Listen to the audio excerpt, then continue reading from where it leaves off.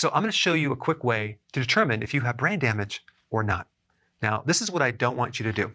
I don't want you to go up to your friends or your family members and tell them, hey, I just saw a video of Dr. Berg's and I think you have brain damage, okay? Don't do that. This is for you and not for them.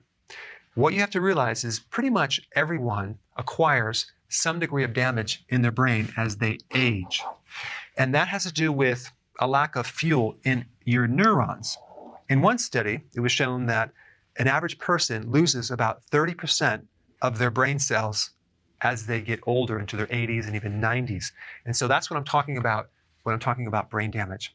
So it's not just dementia. It can happen very gradually, like you're looking for words and you're trying to remember where you put your keys, that type of thing. That is simply a situation where your neurons are starving of fuel. And the symptoms would be loss of memory, loss of clarity, loss of focus, and attention. And that comes from doing a high carbohydrate diet, because over time, your body is going to resist the carbohydrates. It's going to create insulin resistance. And now the glucose can't go into the brain cells and they starve. The good thing about this is that neurons actually prefer a different type of fuel, not glucose, but ketones.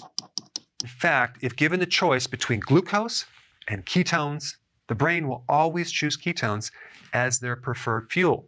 So if your neurons are starving for glucose, just feed them ketones. So now here is the experiment I would like you to do. Simply get on the ketogenic diet and intermittent fasting. I put a link down below. And within 1 to 2 weeks, notice your cognitive improvements. Are you sharper? Are you more focused? Is your memory better? And what about your mood? Has it gone up? If so, then we know there's some level of damage in your brain.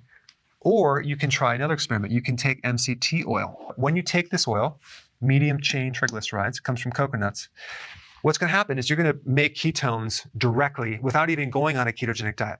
And your brain will absorb those ketones. And if there is damage within the brain, your cognitive function will start to improve. You'll be sharper, better focus, more attention, better memory, and even a better mood. So if there's improvement in either one of these, then we know there's been some damage going on.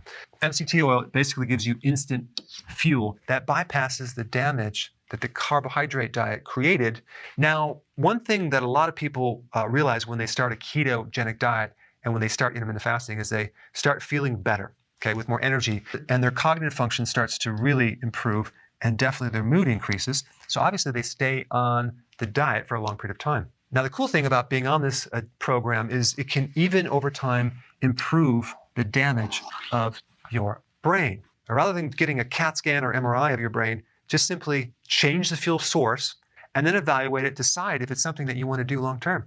All right, thanks for watching. And I put the link down below of how to do the keto diet as well as intermittent fasting the correct way. Thanks for watching.